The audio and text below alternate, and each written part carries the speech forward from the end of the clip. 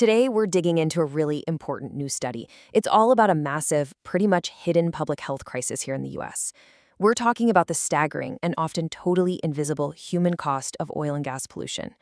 Okay, let's jump right in. So, the big question this whole thing forces us to ask is what is the real human cost of our addiction to oil and gas? Right? We talk a lot about the price at the pump or the environmental cost, but this study actually puts a number on the cost in human lives.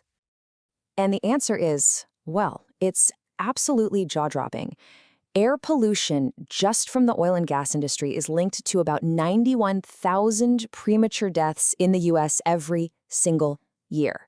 I mean, that is a staggering number, and it's really the headline of this entire study. But it doesn't stop with premature deaths. Not even close. The research also connects this pollution to a much wider health crisis happening every year. We're talking around 10,000 preterm births, over 200,000 new cases of childhood asthma, and more than 1,600 extra cancer cases over a lifetime. And if you want a stat that will really stop you in your tracks, here it is. The study found that about 90% of all new childhood asthma cases that come from nitrogen dioxide pollution can be traced right back to oil and gas.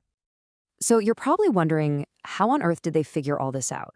Well, that's what makes this study so unique. It's actually the first of its kind to look at the entire life cycle of pollution, connecting the dots all the way from the oil well to the tailpipe of a car. Okay, so to get this, we need to know the main culprits. The study focuses a lot on something called PM2.5. That's microscopic soot, so tiny it can get deep into your lungs and even into your bloodstream. Not good. The other big one is NO2, or nitrogen dioxide. That's a gas that's a huge trigger for asthma and really inflames your airways. And this really shows you how they did it. It's so comprehensive. They didn't just look at smokestacks. They tracked these pollutants across every single step of the journey, starting with exploration and drilling, then transportation and storage, all the way through refining and processing, right down to the end use, which is basically us burning gasoline in our cars. But here's a really crucial part of the story. This health burden, this cost, it's not being shared equally at all. The research pulls the curtain back on a deep, deep problem of environmental injustice, showing that some communities are paying a much, much higher price. And the study is crystal clear about this.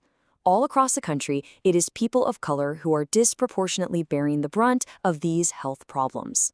They experience higher exposure levels and, as a result, suffer worse health outcomes than white populations. And you can see these disparities at every single stage. So during the upstream part, the drilling and extraction, it's Hispanic and indigenous communities who are hit the hardest. But then when you get to the downstream stuff like refineries and the actual burning of fuel, Black and Asian American communities carry a heavier burden. This finding is so stark that it led advocates like Timothy Donaghy from Greenpeace USA to call it what it is. He said this is, and I'm quoting here, a prime example of fossil fuel racism in action. And, this didn't just happen by accident. The study points out that these patterns have deep roots in our history of systemic inequality. Things like discriminatory housing policies, like redlining, that basically zoned polluting industries right next to communities of color. Now let's connect this to another huge crisis, because the very same pollution that's making people sick right now, well, it's also the main engine driving long-term climate change. You've got two absolutely devastating problems, and they're both coming from the exact same source. It really is like a double-edged sword. On one side, you have these immediate health problems from pollutants like PM2.5 and NO2. On the other side, you've got the long-term climate damage from gases like CO2 and methane. And both crises, they trace right back to burning oil and gas. And the scale of that climate impact is just immense. To put it into perspective, back in 2018, fossil fuels were responsible for almost 90% of all global CO2 emissions. It just highlights how central this industry is to the climate crisis. But here's something that offers a really powerful reason to act.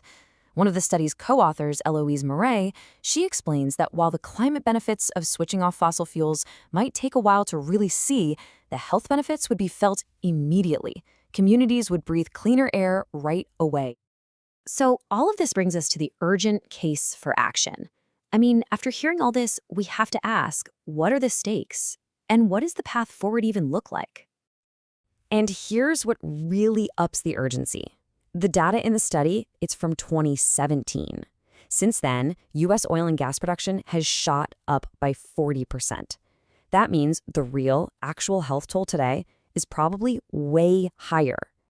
That's exactly why Timothy Donaghy from Greenpeace also said this study needs to be seen as a, quote, flashing red warning light for the nation. It's an alarm bell we really can't afford to ignore. The good news is it's not all hopeless. The study's authors and other experts point to a clear path we can take. Things like targeting the biggest pollution sources, putting stronger rules on refineries, and, of course, speeding up the big shifts to clean energy and electric vehicles. And that brings us to the most crucial point here, this idea of a double benefit. Taking real action on oil and gas pollution isn't just about saving the planet for our grandkids. It's about saving tens of thousands of lives right now, today, while also building a safer climate for tomorrow. And so that really just leaves us with one final, unavoidable question. When you have tens of thousands of lives and the very stability of our climate hanging in the balance, is the cost of doing nothing just too high to keep paying?